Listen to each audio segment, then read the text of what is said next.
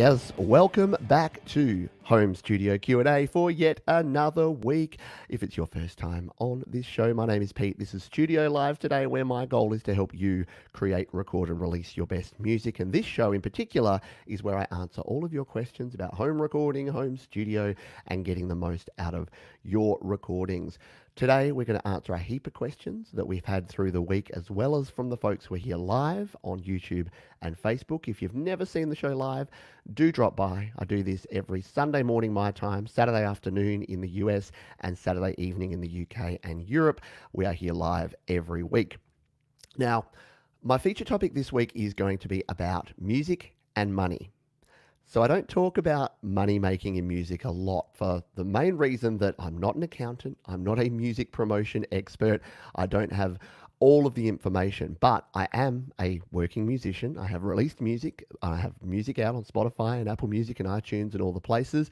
And I speak with and work with a lot of people who are trying to make music, if not their income, at least a bit of a side hustle. Yeah, I know. Do you hate the word side hustle too? Yeah, me too. But to make it a side income for themselves. So let's get in and talk about the reality of music and money making and how they actually work together. Now, there's 5 things we're going to talk about. Number 1 is selling your music. Number 2, streaming your music. Number 3 is tax implications. Yes. Number 4 is alternative revenue. And number 5 is online opportunities.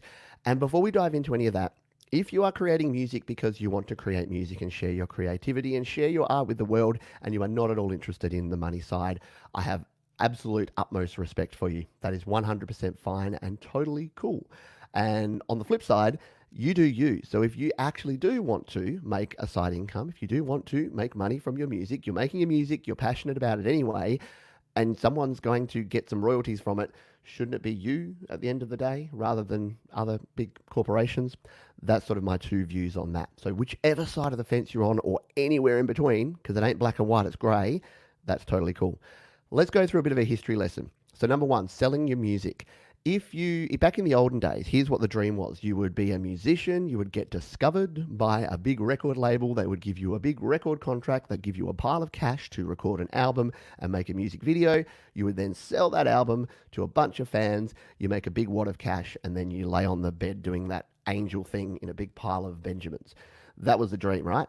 So that happens sometimes, not for everyone, obviously, but that was a thing that actually happened.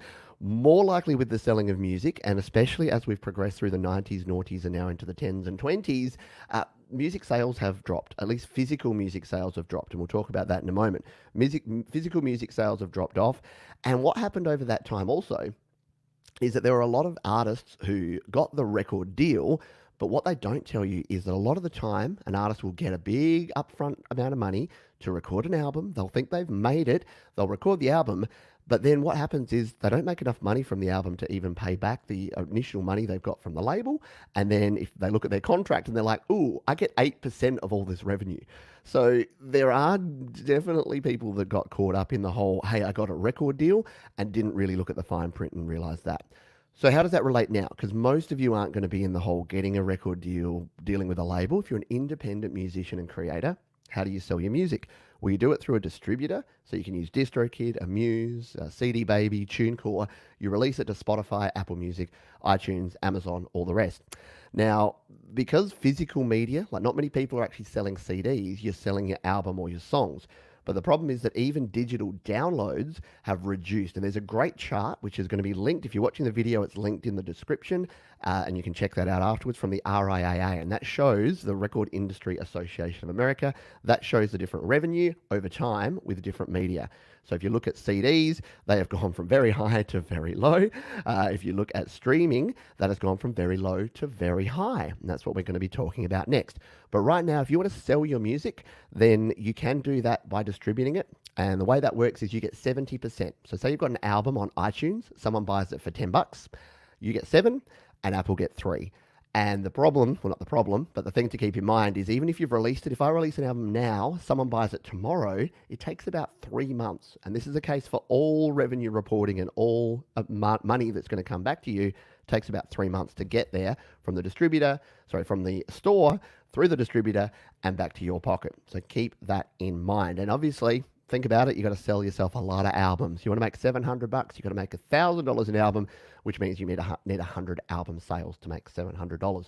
That's going to take you a while.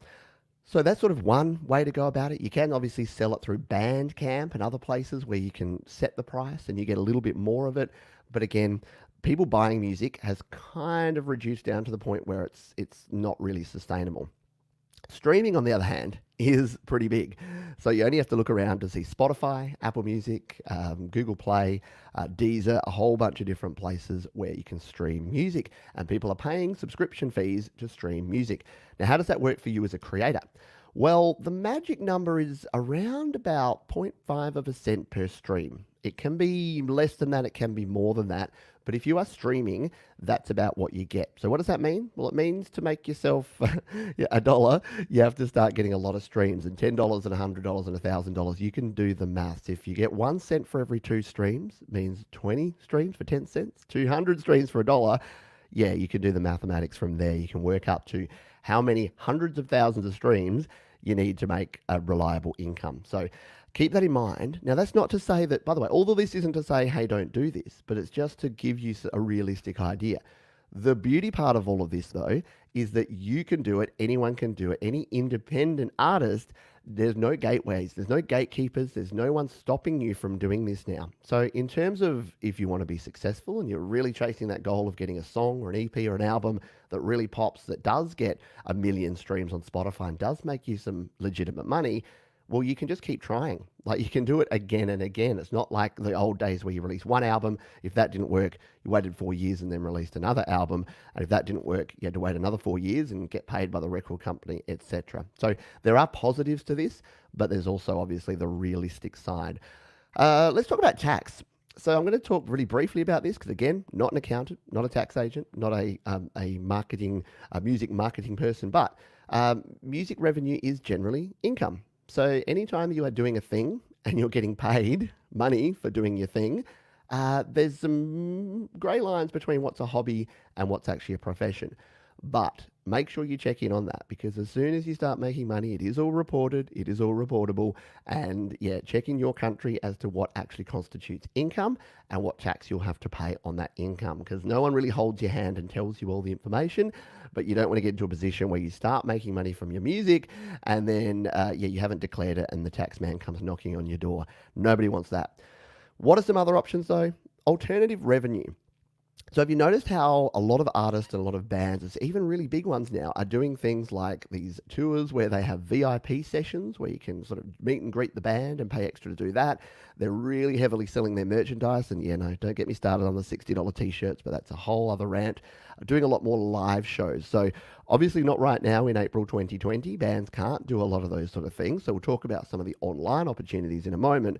But some of the things that bands can do for alternative revenue outside of just simply recording and releasing music are super important. It's the old all your eggs in one basket thing. If you're relying purely on your streaming revenue and your streams drop off, or you're relying purely on digital sales and your sales drop off as a musician, that's obviously going to have an impact. So even things like busking and getting out there and performing and playing gigs and doing open mic nights and all that sort of thing can actually help to you as a musician.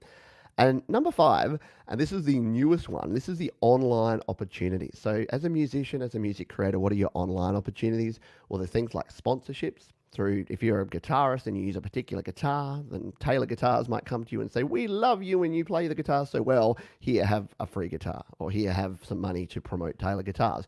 So sponsorships are a big thing in the online world these days, and you don't have to be huge. You don't have to be a massive, famous musician to get sponsored. You may just use a particular string type on your guitars, and that string type wants to pay you money to promote their strings. There's different ways you can do that. And things like affiliate sales as well. So you may recommend a bunch of products like I do. You know, full disclosure, I have a gear guide at studiolivetoday.com/gear. I promote the products that I use. And again, it's not about selling things, and it's not about just finding things to sell. It's like, here's all the gear that I use anyway. If people like the sound that I get from my music, and then people want to use the same gear to create their music, then having an affiliate link can actually help you out. So there you go. Once again, please take all of this in the spirit that it doesn't matter if you want to create music and you've got no interest in the money side whatsoever. that's totally cool. If you want to actually make some sort of income, doesn't have to be a full-time income, but if you are interested in the ways you can generate revenue with your music, I wanted to cover this because the fact that I get 10, 20, 30 questions a week about this tells me that there are folks that want to know this. So thank you for your time. I didn't mean for that to be quite as long of a rant there, but we will jump in and get started with some questions. And we'll start with the questions from the live folks here today, because I know we've got a bunch, a bunch of questions, excuse me. And we'll answer these, and then I've got some pre-questions that we'll get to as well. So let's scroll on up, because I know that some folks jumped in here early and asked some questions. So let's find those. So question here from Jump Boy says, how do you get streaming numbers on platforms with DistroKid distribution? So how do you generate streams, or how do you know how many streams that you've actually got? So on DistroKid and on other streaming platforms, once you release your music, for Spotify, you get a Spotify for Artists profile, and on that you can track how many streams you're getting on Spotify. It releases to Apple Music and to other streaming platforms as well. If you upgrade to the next tier with DistroKid, you get a whole bunch more stats. So the Musician Plus account with DistroKid gives you a separate stats section, so you can check all the detail of all the different platforms and how many streams you're getting and what you're getting paid for each of those streams. So that is something to keep in mind there. But you can also look at that the bank details that you get in your distribution platform. Keep in mind 3 months. People release their music, they get a bunch of streams on Spotify, and they email me a month later and say, Pete, I haven't been paid. They've taken my money and run. And I always have to say 3 months. It takes about 3 months. I know it's 2020. It shouldn't take 3 months, but it does. It takes 3 months for the stores to report to the streaming platforms, to the distributors, and the distributors to then let you know that you've made that. So keep that in mind. Question here from Dexter Kilpatrick. How do I export from GarageBand to transfer the file through WeTransfer? So I did a video just this week about using Google Drive. The short version of this is zip it up. So anytime you've got a GarageBand project, the .band project files in GarageBand are not compatible with a whole bunch of different platforms, including WeTransfer, including Google Drive, Dropbox, OneDrive. Anything that's not Apple, it won't support it. So use a compression. In iOS, there's a compressor built right into the Files app in iOS 13, which is handy. Compress your files, zip it up, and then upload it directly to WeTransfer to whatever platform you want, and then send that link to whoever you want to share it with. Hopefully that helps you out. What other questions do we have? This one was in the pre-show, and I'll answer this one because we had a bit of a chat in the pre-show about lisps and popping P's and slippery S sounds. How do you get rid of P and S sounds after recording a line? So there's a few different ways here. Now the P and the S sound are usually in different ranges within the EQ spectrum, so different frequencies. So the number one way and the cheapest and freest way is to actually use something like an EQ. And if you're on the iPhone or iPad, there's the LRC5 EQ. If you're using GarageBand or another platform on a Mac or a PC, any parametric EQ. Oh, by the way, Patrick over at the GarageBand Guide did a review of the LRC5, my personal favorite EQ, and Patrick did a great review of that as well. So with that, what you can do is you can bring the frequency up and then swipe across, sort of sweep it, and find the frequency that's causing the problem, and then drop it down.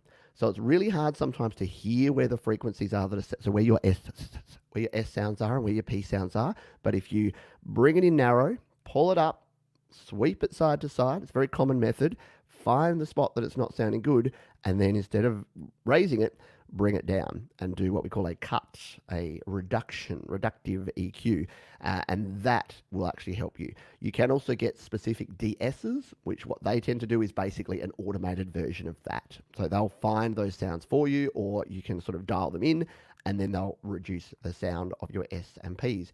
But a great question. Thank you for asking. Let's drop on down here. We've got a question here from Dexter Kilpatrick. GarageBand export problem. Watched your video, but still not transported to my engineer. So maybe check out the answer I gave to the previous answer, which is making sure if you are sending a file or you're trying to transfer GarageBand files, to zip them up and then to send them. If you're trying to do them even as WAV or AIF, they can be too big and they can be cumbersome. So I definitely recommend zipping up your project file. If it's individual stems that you're sending, then yeah, put all those WAV files together into one zip file and then upload that. And then the other person can download the zip, extract it. They'll have all of the waves of all your different tracks and your stems, and you'll be good to go. The biggest problem is that compatibility of GarageBand projects. So hopefully that will help you out. Hello to the other folks that we have here live. I'm just scrolling on down. We'll say, so Steve, clearly Epic here says they have Benjamins in Aussie land. They don't. Steve, it's funny. I was talking on the show yesterday and I said hot chips, and then I realized I had to say French fries because I needed to make sure that that I translated well. But yeah, I must admit, I often just convert things into US talk because more than 50% of folks who watch the channel are from the US.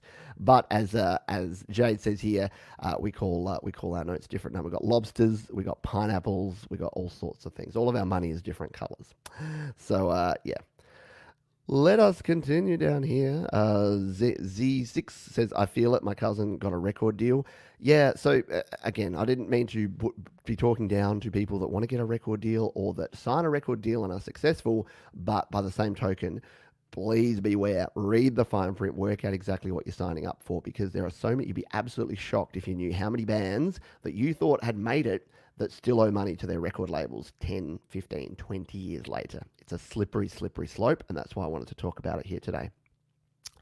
Let's see what other questions we have. I think I've answered all that we have for now, so we may jump over.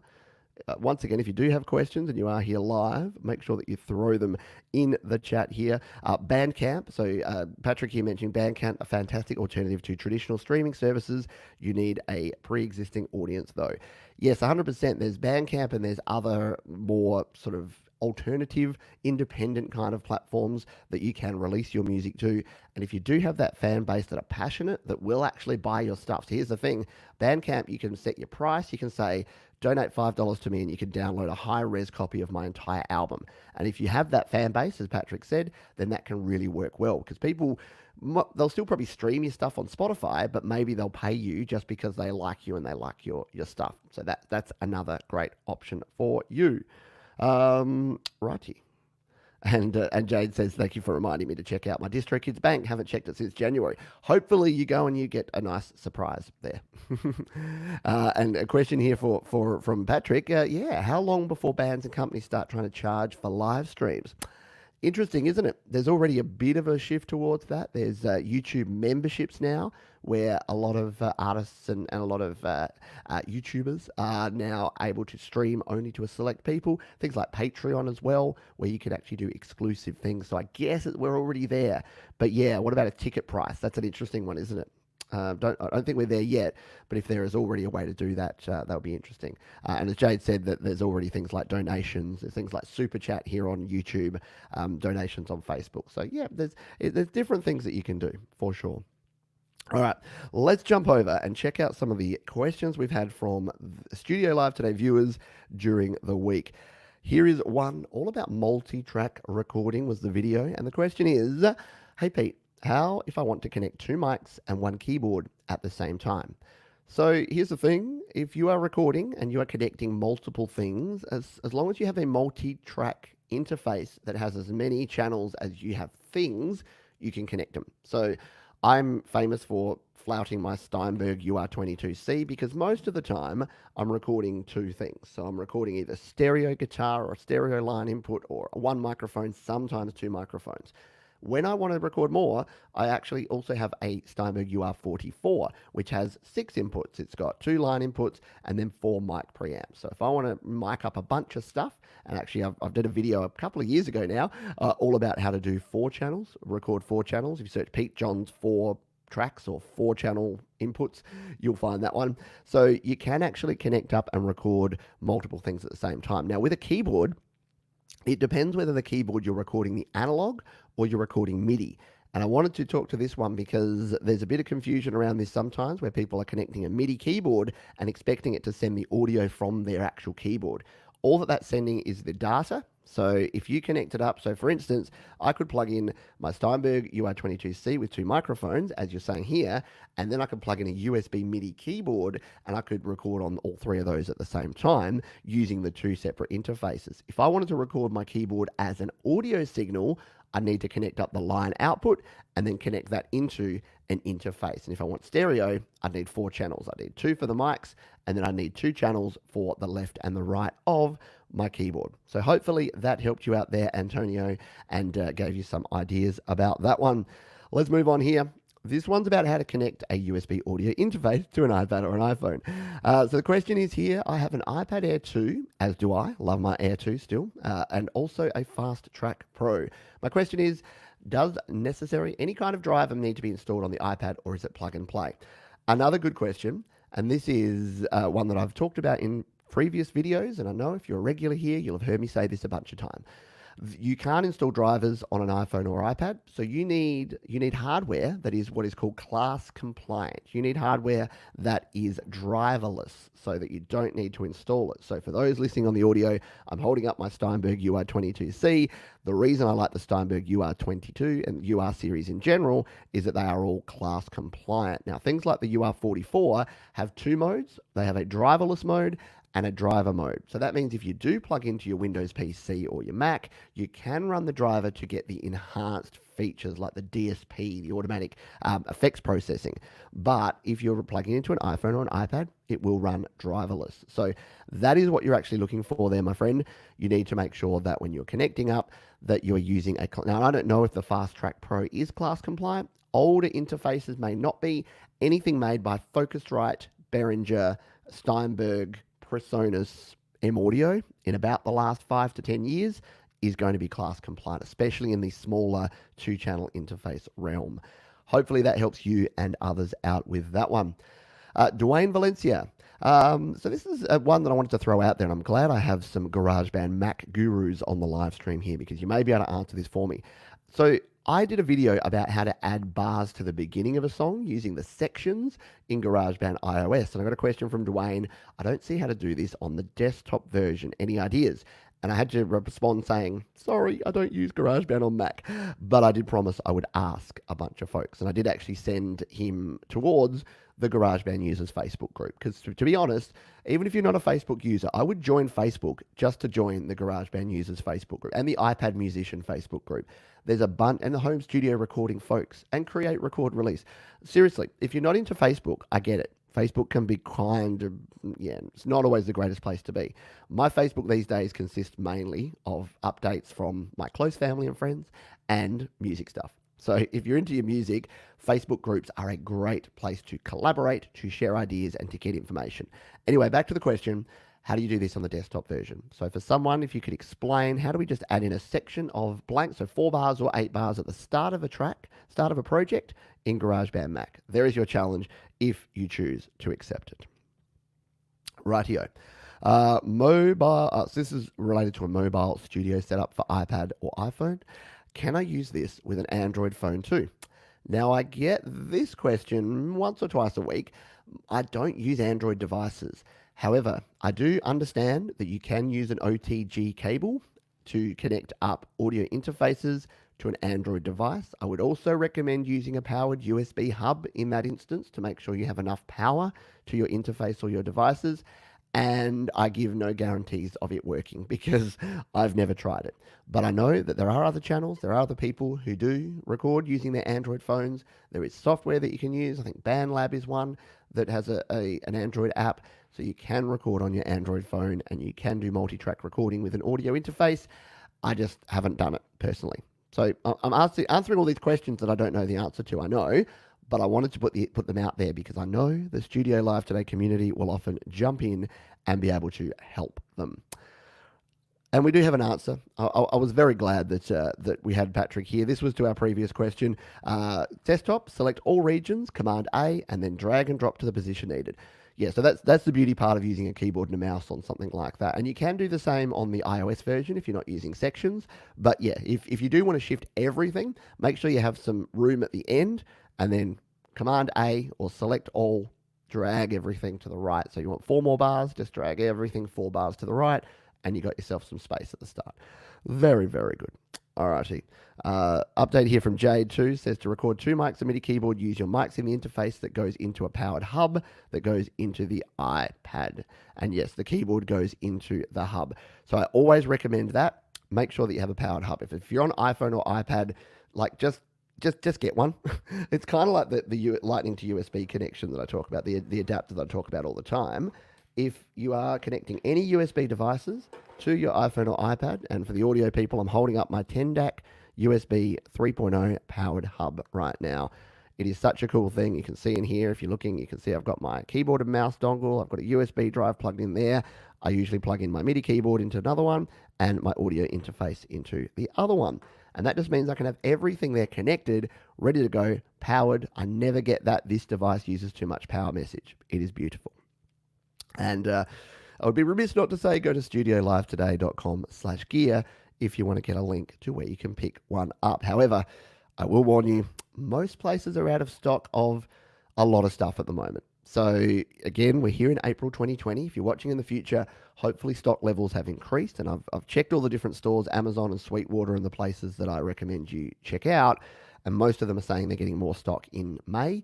So for instance, Amazon had been sold out of the USB to Lightning to USB 3 adapter for about 3 months. They've got stock coming in on the 1st of May. So get your orders in if you've been wanting one and you haven't been able to get one. Yes. And Patrick says, what powered hub would you recommend? I beat you to it, mate. Yes, the 10-DAC. And now, the 10-DAC is also called the Orcrew, and I believe it may even be rebranded Atola in the UK and Europe. So it looks like that, though. So it's one of these ones, obviously, it's a made in China, but it's rebranded with a lot. And I've tried a lot of these, and this one's the best. It's got a charging port on the top, and then it's got 4 data ports. So you can even use it for power, for powering your iPhone or iPad through the Lightning to USB 3, and then you can plug in all your other gear. So very, very cool. Let's grab one more question here, then we'll jump back to the live, folks. So this one is about plugins. So I've been promoting and talking about the Nembrini plugins a lot lately because they've got a lot of cool plugins. Some of them are free, some of them are paid. The saturation plugin, the PSA 1000, that was free. It's no longer free, I'm afraid, but it's still very cool. How do you actually use these together is a question from Pat Hinners. And what I did is I linked Pat to my video all about plugins and how to use plugins.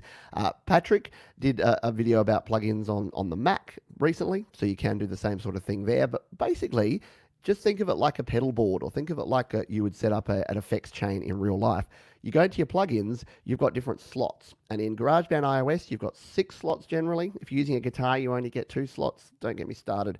A bit weird. But generally, if you're on just a regular audio track, you've got 6 slots. So put your guitar amp sim on slot 1, and then, well, actually, you probably want your amp sim on the last slot, but then you can put like a bunch of different effects as pedals on the other ones. So if you're using the amp here, the Nembrini amp, or the Crunk amp from Nembrini, any of the free plugins that are guitar amplifiers, get there, Pete, then you can actually put sort of stomp boxes or pedals or effects before them so that that's going to affect your sound. Very cool, and an easy way to get some cool sound. So hopefully that helps you out with that one, Pat, and thanks for your question there.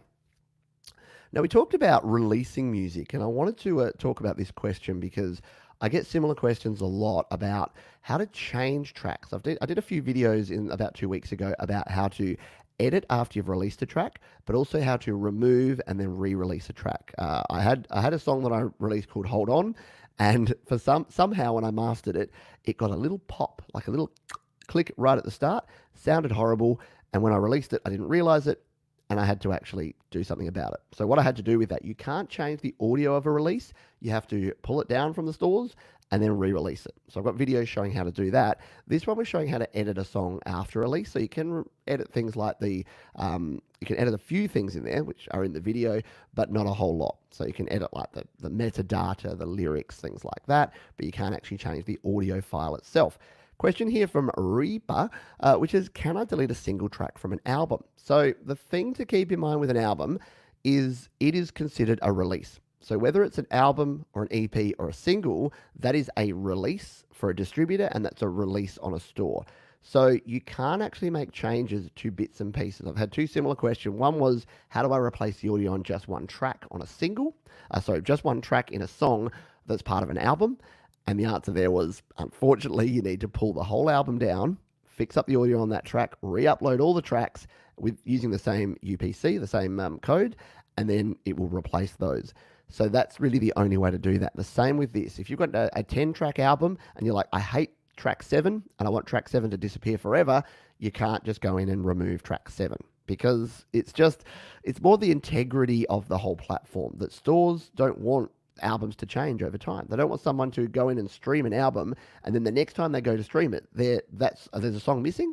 Like maybe track 7 was someone's favorite song, and now they're thinking that iTunes are doing something wrong or Spotify are doing something wrong. So what they need you to do is make the decision. If you're making a change, pull it down and you have to re-release it.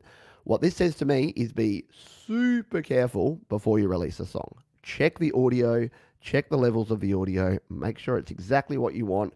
Spot check all of the spelling. Maybe get someone to come and watch over your shoulder and check your spelling, check all of the punctuation and everything in what you're releasing. Because once it's out there, it is a pain in the butt to get it down and to put it back out again. So that is my 2 cents on that one. Hopefully that helps you and others out with that one. We'll do one more here and then we'll jump over because we are running super low on time. We're already over time. So we will answer this one and then I'll check in with the folks live and we'll finish up because, time is flying by. Question here, all about connecting audio interfaces. Been a lot of connecting stuff today. Connecting and releasing we've been going through. It says, can I hook up my Scarlett and use the audio input to make an Instagram live, or will it only work inside the DAW on iPhone? Thanks. So here's the answer to this one. For some reason, and some of you may have some tips on this, and again, this is why I'm throwing this out there. When you connect up USB audio to your iPhone or iPad, and you record in the camera app, when you record in GarageBand, most apps, when you record, it will just use that. So that becomes your audio input and your audio output. For some reason, Facebook Live and Instagram do not like this. They revert back to the onboard audio, even if you've got USB audio plugged in via the Lightning connector. I haven't quite got a solve for this yet. I think, Jade, you had some ideas. If you have ideas or solutions on this, my question to you is, have you used an iPhone or iPad with your USB audio interface and successfully live streamed using audio from the inputs on your interface? I would love to know, because I've tried this. It works with YouTube. It works with recording a video on your camera app. For some reason, it won't work with Facebook and Instagram. So I don't know if that's their decision that they don't want people doing that. I don't know. I can't get my head around the logic of it, but for whatever reason, as soon as you go into the live component within Facebook, it cuts out, goes back to your onboard audio. Don't know why. If you know, let me know. And then we can all find out together. Righty dokie. I'm going to scroll back up and see what questions I have missed here. I think I missed one from Dexter Kilpatrick. Says, sorry, I didn't mention I'm using iPad Pro trying to import IMPC. All others import, but not IMPC. You're going to have to explain IMPC because I may be super ignorant, but I don't know what IMPC is. And I'm always happy to answer a question with, I don't know. So let's, if someone else has an answer to that or knows what IMPC is all about, then please let me know. Talking about supply issues, Jazzy Now says, I've just managed to get my setup from 4 different suppliers, all supposedly coming Tuesday. Yeah, I've been asking questions just to try and help folks out. I've been asking questions on my community tab on YouTube saying, where do you buy your stuff from? And resoundingly, folks in the US seems to be Amazon. That seems to be the number one place. In the UK, it's Amazon, but also eBay seems to be super popular for folks in the UK. And I know for myself and other folks here in Australia, Store DJ, DJ City seem to be the best places for stock levels, but also for prices. But I do jump on eBay from time to time because you can often get things like free delivery from a lot of retailers. It's funny. You go to their website and you'll be like, here's this audio interface. It's $200 with $20 delivery. And then you go onto their eBay store and it's $200 with free delivery. So yeah, always shop around a little bit, find the best deal for you. But yeah, at the moment, I'm finding the same thing. I'm having to go to buy things. I'm having to go to a bunch of different retailers, see who's got what in stock, and then buy it and then go with it. When all of this stuff happened, I needed an extra monitor because my wife has a home office set up here in the house, and she had a tiny little screen, and we needed a decent monitor. So I went into Amazon, and there was one monitor left. Luckily, it was a very nice LG 32 inch. So she's actually got a far better monitor than what I use now. I'm not jealous at all. No. But no, she does stuff that she needs, that sort of real estate. And she's only got one. I've got two. So yeah. But thank you for your questions there. We'll just check and we'll see if we have anything else. Question here from Cardo says, what's the best free converter to change 32-bit to 16-bit beats? I use Audio Share. I know it's not free. Audio Share app on iOS. It's a very cool app though. You can use Voice Record Pro, which I've got a video about how to convert to MP3, but you can also change the sampling rate and the bit rate if you use Voice Record Pro. So if you search Pete Johns MP3 converter, you'll find a video where I show that. So a question here from Jussie now again. Question on my iPhone, I can use my earbuds with a mic, but use my internal mic. But can I use my earbuds but use internal mic other than buying a micless earbud? You need to buy a micless earbud. Yeah. So if you're plugging in with a TRRS connection, which has the microphone as well as stereo output, it will always use that microphone. There's no way to override it within the software settings in most apps. So I haven't come across an app yet where it lets you do this. If it may exist, but not in the standard apps or in the standard iPhone settings. So yeah, the best way to go is to buy yourself a cheap pair of earbuds from eBay. You can usually pick them up for $5, $10. They don't have to be fancy, just to use for monitoring. And then you'll be able to monitor and record using the built-in app. Hope that helps. I'm just taking a look and seeing if we've got any final questions.